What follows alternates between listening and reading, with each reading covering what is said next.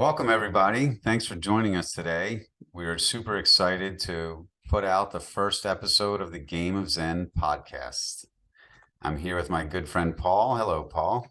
Hey Scott, good to be here. Yeah, this is exciting. We've been planning this for a while, and we're excited to share it with everybody. So we're going to actually start off with a quick intro on both of us. And Paul, go ahead. Oh, I got to go first. I wasn't expecting that. Great. Yeah, so Paul Giotto Agustinelli. I'm a Zen teacher and an entrepreneur, and I've been practicing Zen for about 35 years, formal Zen meditation practice, and I've been formally teaching for 8 years. I've got a Zen center in Boulder, Colorado I run, and we have daily, weekly, and monthly Zen practices that we do. I'm also a longtime tech entrepreneur. I've done 3 tech startups. And in the last few years, I've combined my Zen practice together with my entrepreneurial experience to bring forth the practices and principles of Zen that really help us in the workplace. So I met Scott, met you a few years ago. We've had a nice relationship and a really nice connection on this material. So tell everyone about yourself.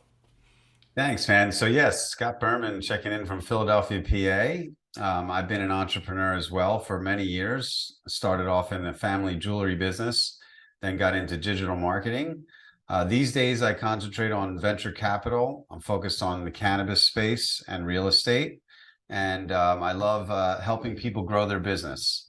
And part of growing someone's business is helping them along their journey. And one thing that I'm really excited about sharing with everyone is that I've been on a personal journey for spirituality and Buddhism and Zen, and it's been going on a long time, but it really accelerated in the last few years after I met Paul. And I had been involved in a lot of different companies, and we're going to talk in a minute about how we met, but overall, just combining Zen and Buddhist philosophy with business and personal life has been really beneficial for my growth. So, Paul, let's talk about how our relationship began and how you found me and how we got started together. Yeah, really good. I think you found me, we found each other as often happens. I had been putting out my coaching service, which I'm continuing to do, um, and it was on LinkedIn, and you came across something that I had put out on LinkedIn, and you reached out, and right from the beginning, I was really thrilled because you identified yourself as someone from the East Coast. I am too, and where you're at with your business sounded really exciting, and you were working for the Philadelphia 76ers and in athlete and in professional sports, and that was really intriguing to me.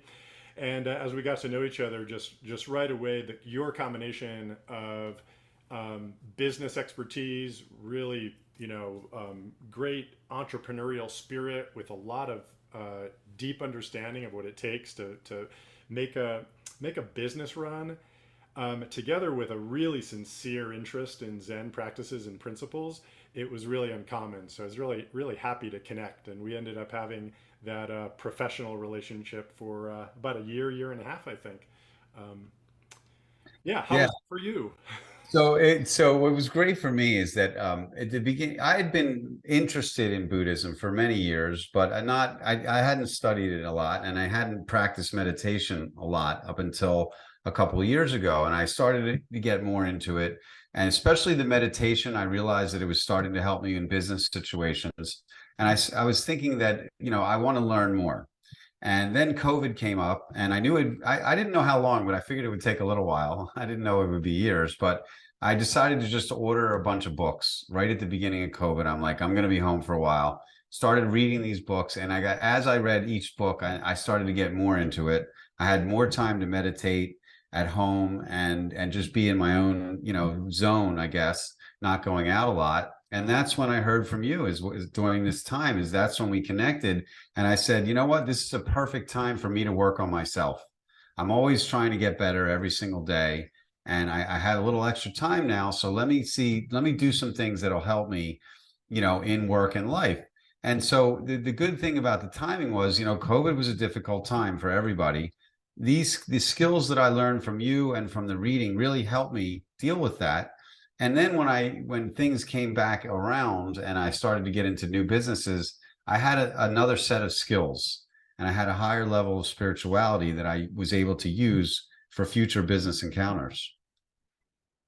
Yeah, exactly. What I really appreciate in you is how kind of unified, your professional, your personal, and your spiritual path is.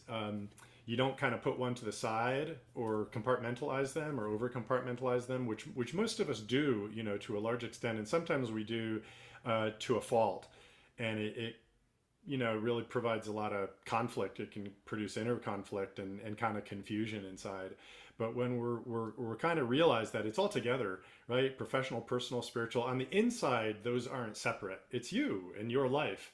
And I think you've always been that way with your path, and that's allowed you to really progress in all of those different areas, in a really holistic way. Yeah, and I also think, and one thing I really liked about working with you all the time too was the combination of business and life, and the things that we discussed after we would have our meetings. I would have a situation with my children or with my friends or with work colleagues, and I would think of something that I learned, and I would apply it in that situation. Like maybe it was about being a better listener or understanding the suffering of the other person, or how can I help this other person with their dreams and aspirations. A lot of times, like when I do a lot of venture capital, so people come to me to request money for their businesses, and every single time I think about the dream that this person has. They have a dream. They have a startup. They've come up with this great idea, and they really want someone to help them get there. And I'm always like, how can I help you get to your goal? And as an investor, you want to, obviously, when they're successful, you're successful. So how do you identify the people that are going to be successful and then go along the journey with them? And the other thing that I've learned is that the journey is never a straight line. In any business, any entrepreneur will know that, it's never easy, and there's always bumps in the road. There's always obstacles in the road.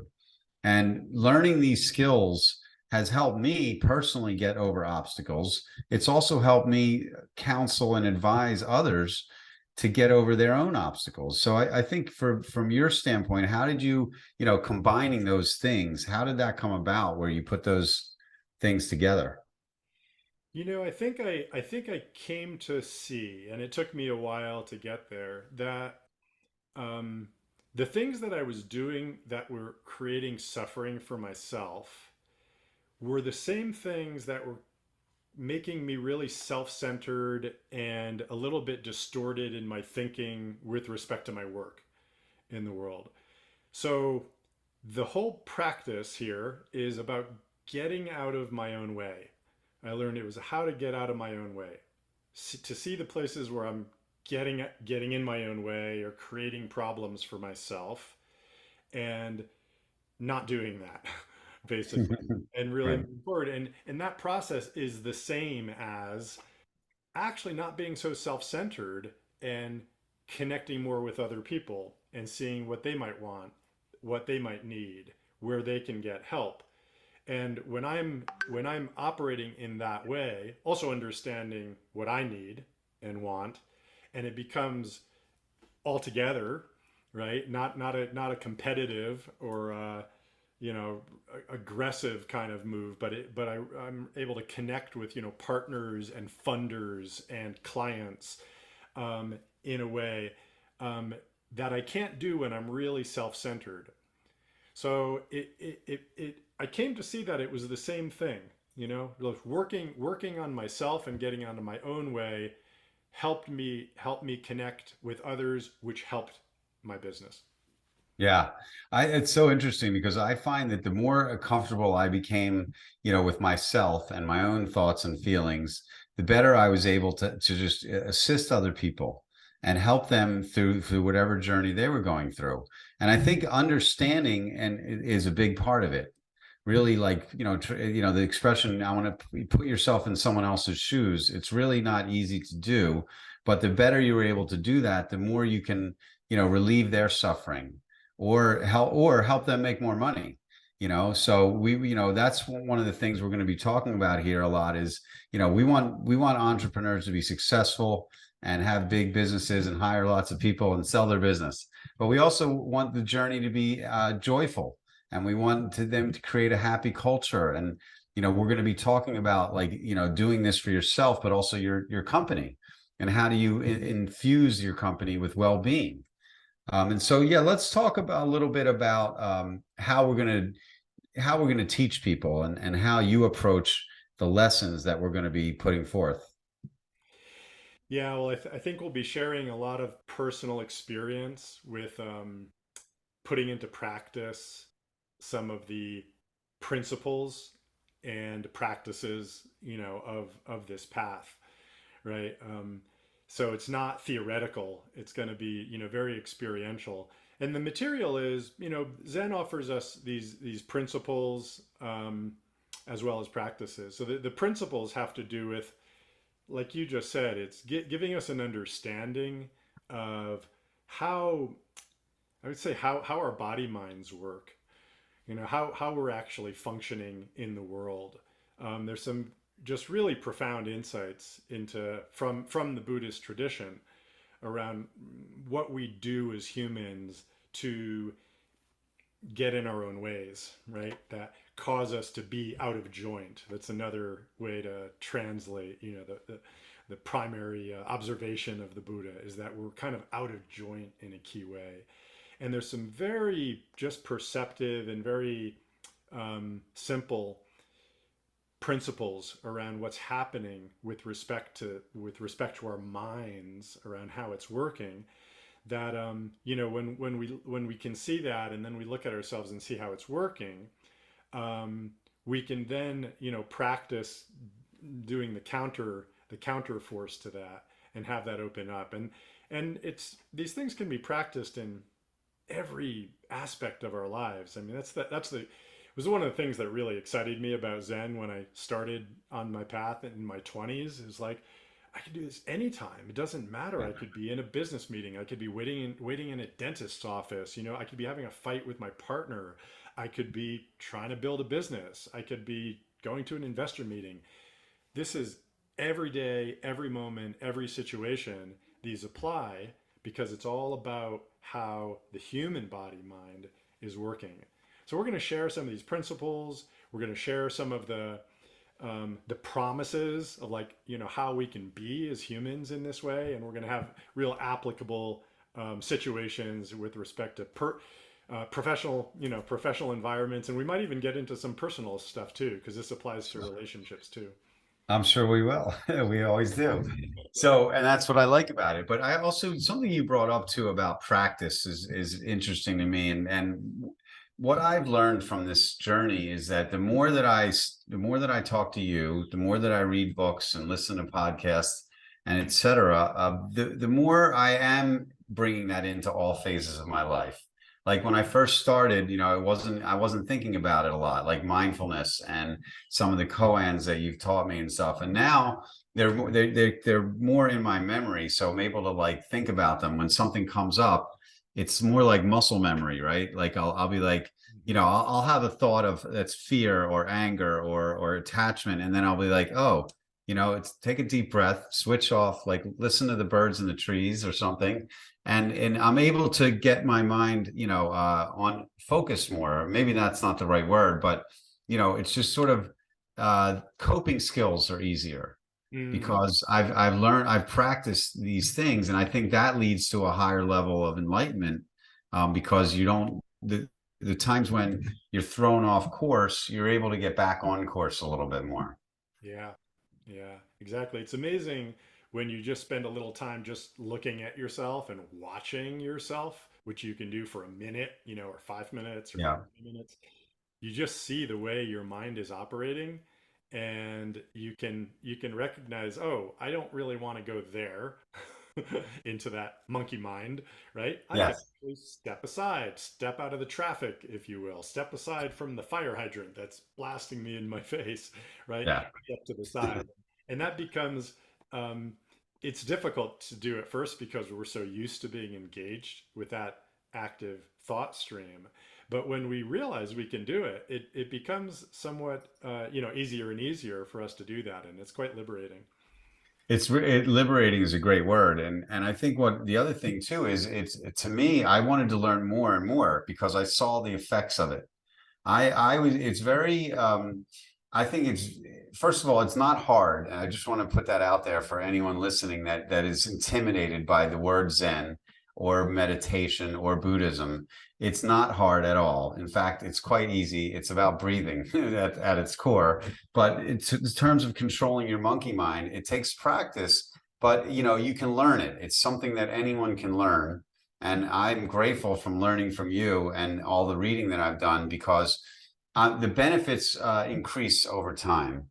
And the more that you're able to do this and think about it, then the better you know yourself, the better it comes out, and other people recognize it. And again, your business, your life, you're a parent, like it starts to come into different parts of your life, and then you realize that you're handling things in a little different way, and it's growing all the time. Right on. Yeah, so let's talk about like how we're going to talk dive how we're going to blend the Buddhist philosophy into life. And so some of the topics like the noble truths, we're going to go through them, and like we're going to talk about how they apply to your life but also your business. So talk for a minute about how the core Zen Buddhist concepts are going to be brought out here. Yeah, so we'll get into the four noble truths of Buddhism. We'll get into what's called the paramitas, or I call them the superpowers. The formal translation is perfections of wisdom, but I call them superpowers. And some of the other kind of structured, principles from Buddhism. But to give you an example, the four noble truths. The first noble truth is that we experience life as suffering or as insufficiency. So what an interesting kind of insight. It's like, is that really true? We experience life from a sense of insufficiency or out of jointness, right? Out of connection. Those are some of the other translations of that. It's like, wow, what if that's true? Now, if you think about your life, in your days, in your work, it's like, how often are you in a place of feeling like you want something, like you need something in order to be okay, right? And it could be money, it could be connection, it could be something. How kind of persistent is that feeling that what I have right now? And let me turn the question around a little bit. How persistent is your feeling that I have everything I need right now? I don't Not, lack for anything. I don't it's want not. No, it's not persistent, but not persistent. So with that observation, you're like, okay, why not? Okay, so what is present? What are those persistent kind of um, feelings or drives, that are calling us away from just the inherent perfection of the moment? And then you go to the second noble truth, and it's like, well, here's what's going on behind that feeling. And the Buddha says, well, it has to do with attachments. And attachments manifest in these three ways: as craving, as aversion, or as ignorance. Okay, those three ways in which we're not really one with or connected with whatever it may be. And that's what creates the sense of lack, right? So we can look yeah, at, okay, so and you can apply this to your life every single day. You're feeling something discordant, you're feeling upset, and you're like, well, okay, what is the craving? Is there a craving in here that I'm needing something that I'm not getting? Hence, I'm getting upset, angry, um, off balance, right? All right, is there something manifesting right now that I really don't want to be here, and I'm not okay with, and hence my system is escalating. Okay, you got somebody in a meeting who's just spouting off, maybe disrespecting you, maybe saying things you don't agree with, pulling a power play, whatever it may be, and these feelings might arise. For you to recognize, oh, I'm averse to what's happening right now, right? And then you can see that in yourself, and when you can then work with that and say, okay, I'm gonna accept this. I'm gonna take it in. That doesn't mean I'm agreeing with them. In fact, what you're doing is you are empowering yourself to meet it really authentically and yeah. in the right way. Okay, so those are just a couple of examples of these really core principles and truths. It's funny. It's always been translated as the Four Noble Truths of Buddhism for the last, I don't know, century or two, in English. But one of the teachers in my lineage decided to retranslate that the Four Noble Opinions. Okay. Yeah, just to give it a sense, like, nothing is necessarily always true Truth. all the Right. time, right? In all, so that's a great Buddhist principle itself. So we kind of apply that back to our own so-called truths, and we say, well, sometimes they're true and sometimes they're not. Um, so we'll look at these things like that, and how to practice putting them into practice in everyday life, and it becomes quite a adventure. Yeah, and what I like about that is that the more that I learned about each one of those things, the more I could recognize it. Like you were saying, like I recognized that I was like there was a fear or there was an attachment, that I was doing, and that's why I was like anxious that day or something like that. And then I would think about it, and I would like, okay, this is how I can. But I wasn't denying it. I think to your point, like I was recognizing that, yeah, I had a rough day today because something happened at work and I was attached to the outcome and it didn't happen. Maybe it was a sale I was trying to make and I didn't make it and or something. And then I was like, well, you know what? I'll make the next sale or or I have enough today. I'm okay. And I'm breathing and the birds are tweeting and and so I think that understanding that path has helped me, get over some of the suffering. I mean, I think that's the point, and once we get to the end, the Eightfold Path, we're going to really dig into how to apply that so you can relieve suffering. But I just also wanted to add that also learning that when I hear someone else in my life talk about something, I'm recognizing that suffering in them as well, because I recognize it in myself. And there's a lot of personalities when you're in business, and there's a lot of people that you deal with, and the better that you are at reading them, I think the better you are at working with them, really, and having a good working relationship and a prosperous relationship. So I think it's helped me internally, but then it's also helped me with the people that come into my life. Yeah, that's definitely true. And yeah, another quality I wanted to bring out just in this, in the work and also in the podcast, is that this is it's a lightening path, not only an enlightening path. We'll all be enlightened. We all are enlightened already, but we'll be even more enlightened um, every day.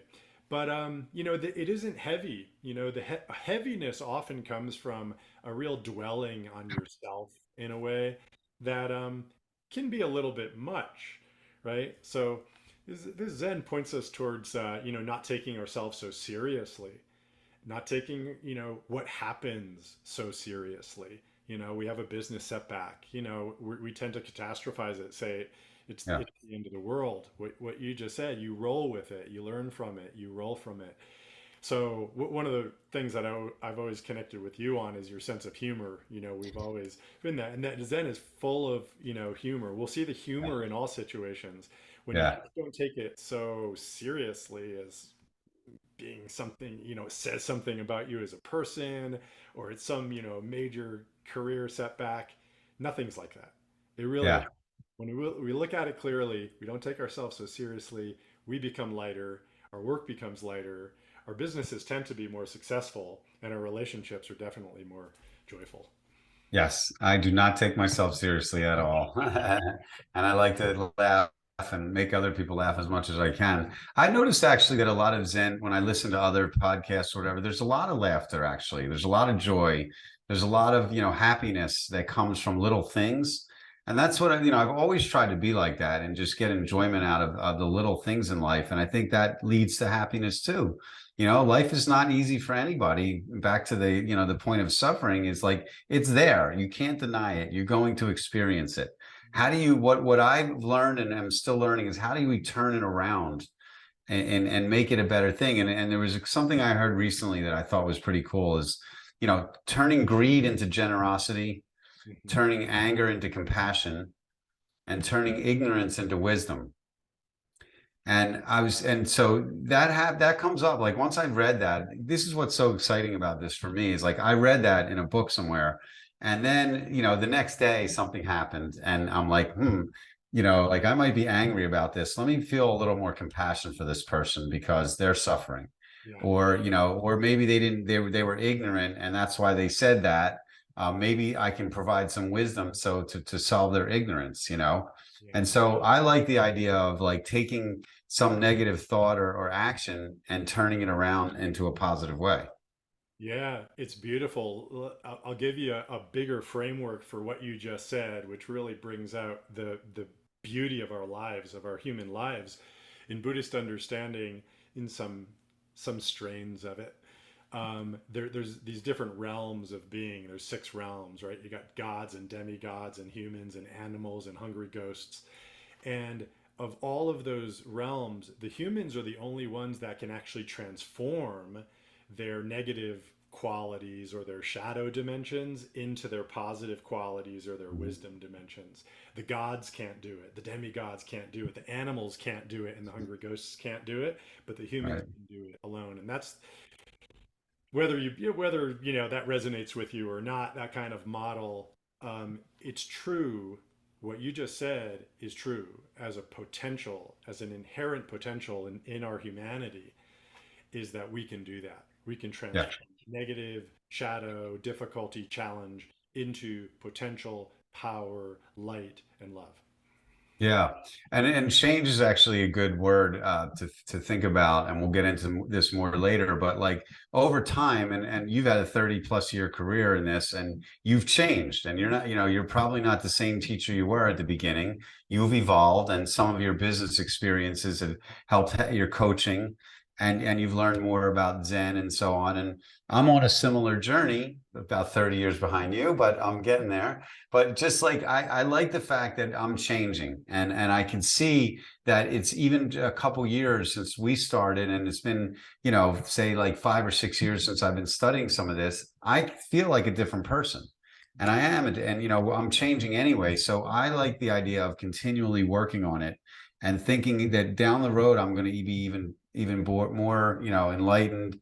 I'll be able to help more people. I'll be a better dad, better businessman. And so I'm always trying to get better, and this helps me a lot. Yeah, it's great. You and I were raised, probably like a lot of people, feeling like a lot of the growth inside was, set in stone by your 20s. It was kind of common knowledge or, more accepted that belief, back even 20, 30 years ago. And now they're seeing more about neuroplasticity and ongoing ability to learn and change. And it's very much the case, but you have to apply yourself to it. You have to actually open yourself out, because you can also easily get stuck in your ways. you know Mhm. Probably people who are more successful end up getting more stuck in their ways, and then they think they know what's going on. um, Right. I've certainly noticed that. You might notice that with so-called thought leaders in certain areas, is that they think they've got it all figured out. But things are always changing. So what I hope people to take from the podcast, I would love people every episode to come away with one moment or one insight of inspiration around something that's in their own life and in their own potential, that they can bring forth as something new within their life. That's great. Yeah, I think what we're going to do, there's going to be a couple features that we have on every podcast. We're going to talk about our experiences. We're going to talk about Buddhist philosophies, and we're gonna give you, the listener, some homework, really. Just like to work on it yourselves, and we love to get comments and how it's going. And we're gonna challenge you to apply some of this to your life, and see how it works, and we're confident that it will. We're also gonna provide like authors and books that we like, and other podcasts. There's a lot to learn, and there's a lot of different interpretations, and we have our own slant. And I've changed, learning from you over the last couple of years. Like, it's changed my mentality, and we hope that we can do that for everybody listening. So I'm super excited, Paul. Me too, Scott. Yeah, it's great. So also, we're also going to be available to help. Paul's a great coach. I'm a happy student, and he's going to be available for any new coaching clients. And we want to help people, and we want to educate, and we want to bring enjoyment and a few listening pleasures for your day. Yeah. All right, we'll be back soon with our next episode. Thanks very much. Thank you.